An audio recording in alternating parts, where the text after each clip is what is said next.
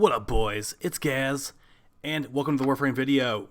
So, I thought we'd revive Nightwave tips and tricks today, because you know what? Content's kind of slow, gotta find these videos where I can, and yeah, we're back to it. I know I skipped about 30 weeks there, but yeah, we got the Nightwave challenges resetting in about 30 seconds here. Let's just take a quick look at what has come out of this Nightwave. I've got about 70-ish levels of bonus after the first 30 went through. And yeah, we've got, let's just review real quick. We got a ship at level 30. We got an Umbra Forma. Don't forget that Umbra Forma that happened about like 3 or 4 months ago. And then, some shoulder guards, some other stuff, 3 Forma, very important 3 Forma right there. You'll never forget those 3 Forma, the most important Forma in the game. And then, like that 10,000 Kuva, whatever they gave us there, that was important. I probably got a God roll out of that Kuva specifically. And, wait, what's going on? The Nightwave cred store is all messed up. Okay, well, the challenges should be reset. So let's close out of this, and we'll reopen it, because something is obviously a little bit weird and wrong here. Okay, here we go. Wait, what's going on? Sharing is caring and graffiti. What's going on? I want my challenges. Nightwave has been here for so long, it's just ingrained in my brain that I have to look at the challenges. Where are they? Bring them back. Bring them back. Okay. You know what we'll do? We'll go to the relay. It's probably a bug. Let's go to the relay and reset this. Okay. I'm sure things will be fine. It's just a bug. This happens every here and there. The Nightwave challenges don't reset, and we'll just fly to the relay and then just fly back, and it will be fine. It's like nothing ever happened. We'll pretend that didn't happen at all. Okay. I'm totally not really scared and bothered right now. Let's just it'll come back. It's gonna come back. Here we go. Get those 8 Morphix for 1,487 days logged in. Very important 8 Morphix right there. Oh, the button's gone. Oh, wait a second. It's the 24th of January. It's the day that Nightwave finally ended. Hooray! That took a long time, didn't it? Well, Nihil, you deserve a little bit of that. Nightwave is over. Hopefully, I'm a good actor and you totally believed all the stuff I was saying there. But yeah, Nightwave is over, and I'm just going to go over some stuff I'm excited for this year. Not all entirely Warframe related, to be honest. So, we're going to go over some of the games I'm excited for in 2021, and, some other stuff as well. So, basically, Nightwave's over. We don't know when the intermission will come back, probably like in 2 or 3 weeks. But yeah, something you do want to keep in mind if you are a Warframe player and you're looking forward to that new stuff.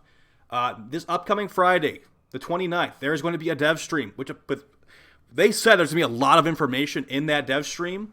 So keep your eye out on that dev stream, and keep an eye out on this channel, having all that information of what's going on in the dev stream the day after. I won't record like the day. I am actually working that day until like 10:30 at night, so I'm going to get home at like 11 o'clock, and I'm going to record. I'm going to get all that footage together and record a video. So, There's not really much to do in Warframe right now, so don't play Conclave like I will be in this clip. We're going to talk about some games I'm excited for in 2021. We're going to go over some release dates as well. Not all of them have release dates, to be fair. Also, guys, there will be a sponsor for some upcoming videos, so just keep an eye out on that. It does seem like a very good product, and I will be promoting it on the videos, so keep an eye out for that one. All right, so first game I'm excited for that's coming out, like this is like an order. This is going to be coming out very soon. It's called Persona 5 Strikers. This is basically, I'm going to call it Anime Dynasty Warriors, and it's a actual continuation of the story from Persona 5. If you've ever played that, it's a JRPG. I do highly recommend it. It's unfortunately not on PC, but this game, Persona 5 Strikers, will be on PC, and it is a continuation of Persona 5, like I said. This basically Persona 5 turn-based combat mixed with Dynasty Warrior stuff where you just blow up a bunch of enemies, and yeah, I'm actually looking forward to this one a lot. That's going to be released on, according to Google, it was February 20th. So, yeah, February 20th sounds pretty good to me. That's going to be like 3 weeks from now. So, it looks pretty fun. If you are into anime stuff, or maybe just like killing lots of enemies at the same time, this would be your kind of game. It has a really good story and stuff too, so maybe give that a try. Next game. This is one I've been excited for a really long time. It's called Outriders. And you probably have heard of this. It's going to be... so the way I'm describing it, it's basically Destiny meets Borderlands meets Gears of War, But here's the thing, guys. It's unlike those kinds of games. It's not a live service game. What that means is you pay that $60 up front, you get a completed game. They're not gonna be like, oh, here's the DLC, here's the new planet. They're not adding a new planet in there. Here's the new content with the most OP guns you feel like you're obligated to buy. That's not the case. You buy that $60 title up front, and as far as I'm aware, like I am an Outriders ambassador, which is kind of like a Warframe partner, but for Outriders. We did an interview with the devs. They are not planning to make new content for this. You pay that $60, you're going to get some endgame content. You're going to get lots of really cool legendary weapons, all that kind of stuff. There's 4 different classes. It looks really fun, and we will be covering that on the channel when that comes out. And that is going to come out April 1st. It was actually supposed to come out in February, but it got delayed. So keep an eye on that one. It's like a third-person shooter. I think if you like Warframe, you might like it. Keep an eye out on the Twitch channel as well for some gameplay when that comes out. There will be a demo coming out in February as well. And the demo progress will carry forward. The next game, and this is the one I'm probably most excited for out of all these games, to be honest. Maybe Outriders I'm more excited than this. It's Resident Evil 8 Village. Oh man, they finally put a trailer out for this one. And I'm honestly a huge Resident Evil fanboy. I can safely say that I am a huge Resident Evil fanboy. And this one looks like it might be one of my favorite ones ever.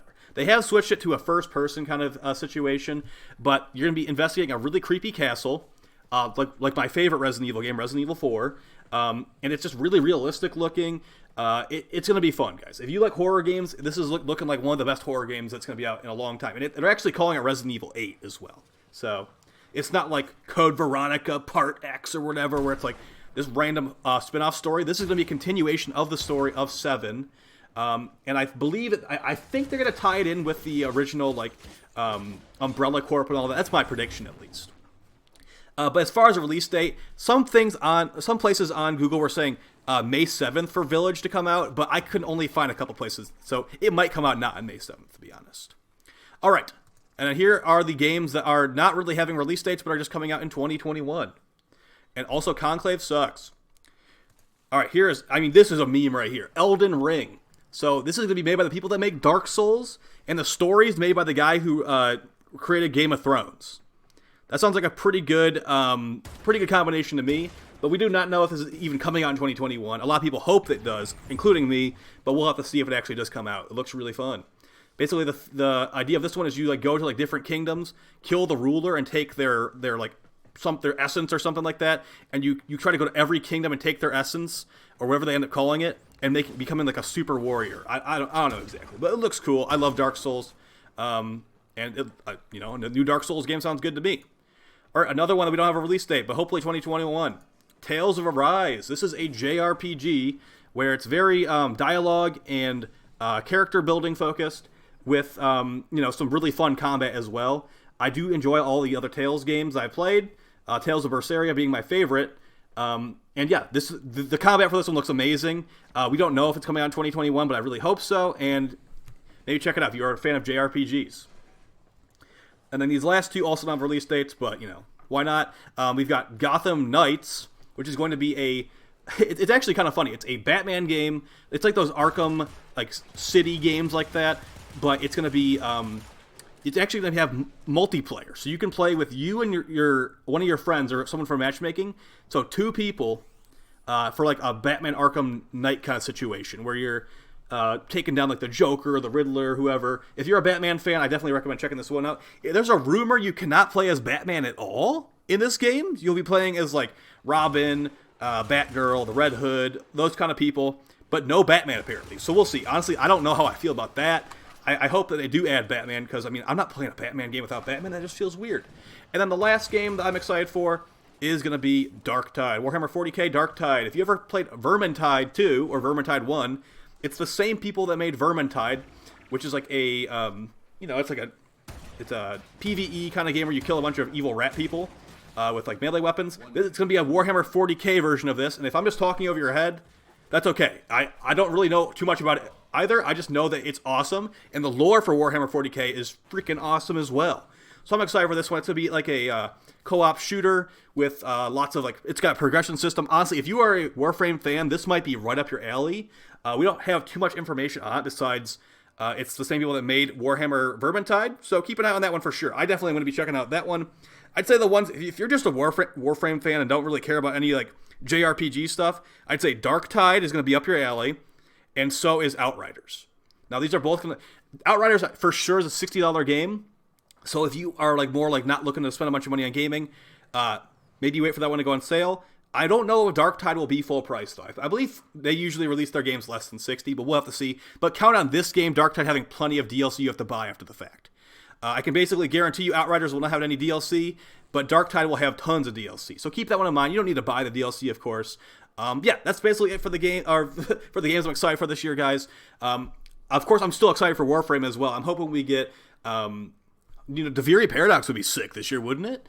And then like whatever else they're gonna end up doing. The new war, I mean, it's a meme that the new war is, they consider it actually out. It's not actually out. So I'll talk to you guys next time. Hopefully you found this video fun and helpful. I'll be seeing you in videos every day and in the Twitch streams and all that stuff, guys. Thanks for all the support and take it easy. Peace.